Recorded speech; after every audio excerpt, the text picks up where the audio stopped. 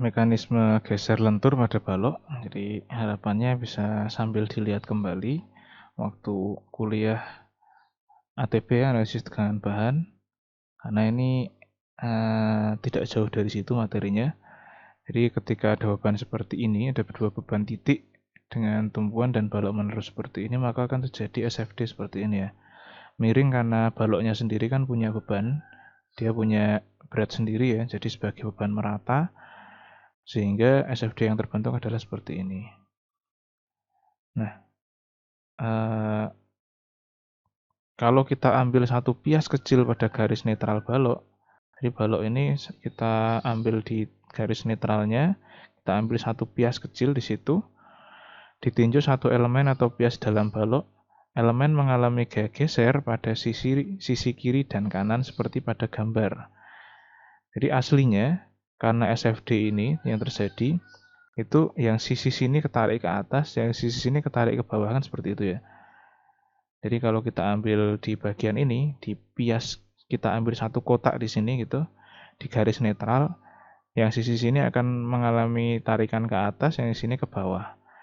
Nah, supaya balok ini tetap dalam kondisi seimbang, artinya tidak runtuh, tidak patah, berarti harus ada perlawanan dari balok supaya dia tetap seimbang. Nah, supaya tetap seimbang, maka balok ini melawan. Nah, supaya dia tidak patah, maka dari balok memberikan perlawanan ke arah sini dan ke arah sini. Sehingga terbentuk arah momen yang berlawanan. Ini yang perlawanan dari balok ini yang biru ini. Yang biru muda. Ke arah sana dan ke arah sana. Supaya tetap seimbang. Nah, maka kalau ini sudah berlebih, maka akan terjadi retak ya. Karena dari gaya ke arah sana, kemudian dari baloknya melawan ke arah sana. Kalau si beton ini daya tahannya sudah terlampaui, maka akan terjadi, karena ini terjadi arah sana dan sana, maka si diagonal ini akan ketarik ke sana. Begitu juga untuk yang ini, dia akan tertarik ke sana. Sehingga ini seperti beton ini diberikan gaya tarik, diberikan tarikan. Maka akan terjadi retakan kalau tariknya sudah terlampaui. Maka pola retaknya akan diagonal seperti itu. Tegak lurus bidang AA akan terjadi tegangan atau gaya tarik. Jika bahan tidak kuat menahannya, maka akan terjadi retak pada garis AA tersebut. Jadi akan terjadi pada tarik di sini, arah diagonal. Beton hanya mempunyai kekuatan tarik yang kecil, sekitar 10% kuat tekannya. Jika kemampuannya terlampaui, maka kelebihan gaya tarik akibat gaya geser yang terjadi harus ditahan oleh tulangan geser yang dapat berupa 1. Tulangan miring. Karena gagal geser ini kan terjadinya miring ya arahnya, diagonalnya. Kan di arah diagonal dia. Retaknya terjadi arah diagonal karena terjadi tarikan ke sini dan tarikan ke sana. Maka akan terjadi retaknya polanya seperti ini. Jadi untuk menahan itu digunakan tulangan miring. Karena kalau dipasang tulangan miring seperti ini, jadi seperti ini, maaf. Kalau dipasang tulangan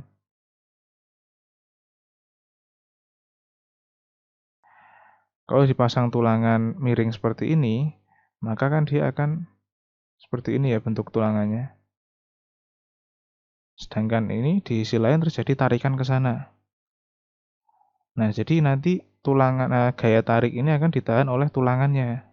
Nah, maka opsi yang pertama adalah dipasang tulangan miring ini.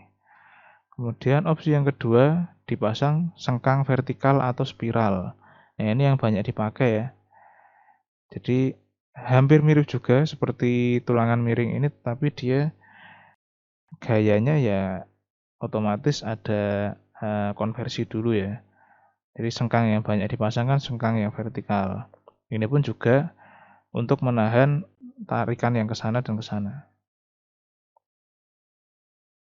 Kemudian yang ketiga dipasang jaring tulangan las atau wire mesh. Tapi biasanya wire mesh ini dipasang pada balok tinggi. Wire mesh itu kalau ini baloknya, itu dia seperti ini. Jaring seperti itu.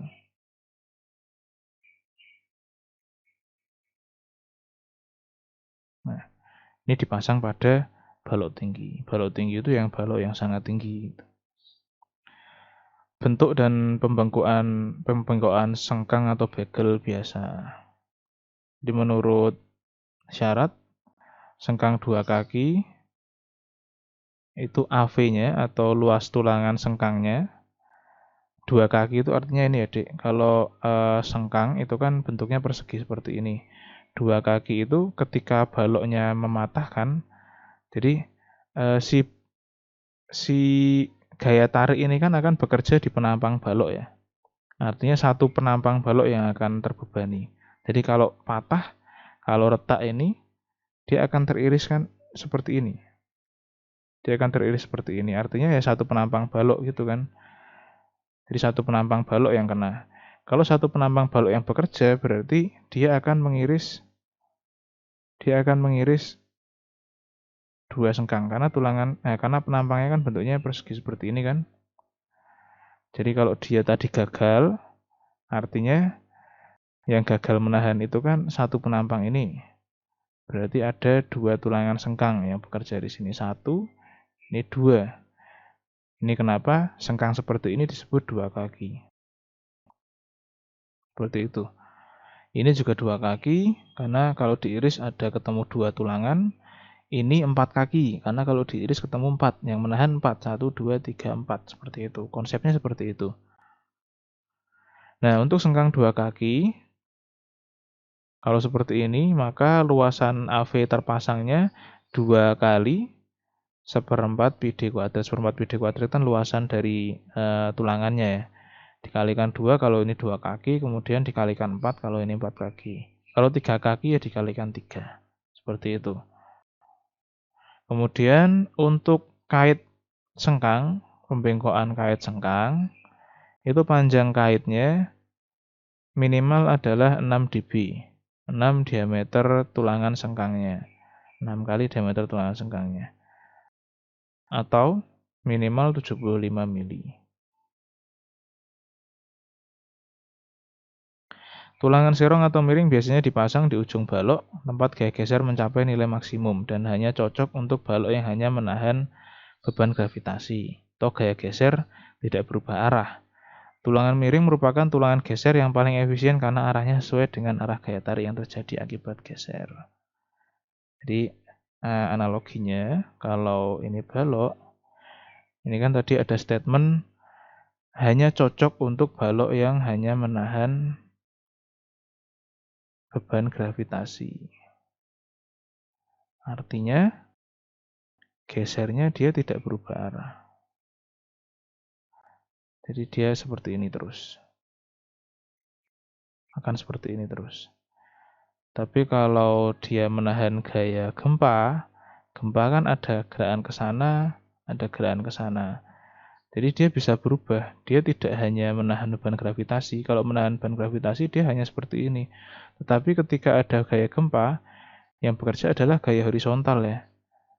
Jadi gaya horizontal ini bisa membalikkan bentuk dari SFD. Nah, kalau bolak-balik seperti ini, maka tulangan miring ini sudah tidak cocok lagi, tidak efisien lagi.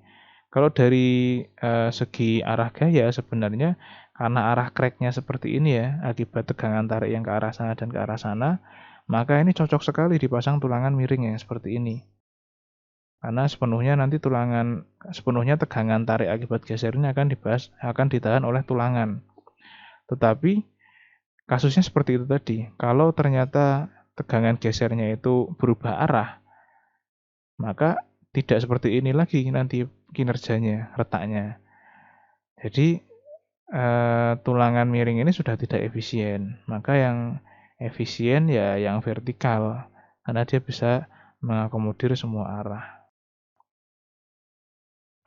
Sedangkan tulangan sengkang atau bekel vertikal hanya akan menahan gaya tarik komponen vertikal dari gaya tarik miring yang terjadi. Komponen horizontal dari gaya tarik miring tadi akan dilimpahkan kepada beton dan tulangan longitudinal. Namun tulangan sengkang vertikal ini mampu menahan gaya geser yang berubah arah, misalnya akibat gaya gempa atau angin. Diameter sengkang biasanya dibatasi kurang dari 12 mili. Dan dibuat dari baja tulangan dengan FY yang tidak sebesar 420, jadi selalu di bawah 420. Nilai akar FC aksen yang digunakan dalam analisis atau desain geser tidak boleh melebihi 25/3. Nilai FC aksen ya, akarnya ya. Akar FC aksen tidak boleh melebihi 25/3. Nah, kenapa akar FC aksen? Nanti di belakang ada formula yang membahas tentang akar FC aksen ini. Jadi ketika memperhitungkan kebutuhan tulangan sengkang, menghitungnya tidak memakai FC aksen, tetapi akar FC aksen. Dan itu nilainya tidak boleh melebihi 25/3.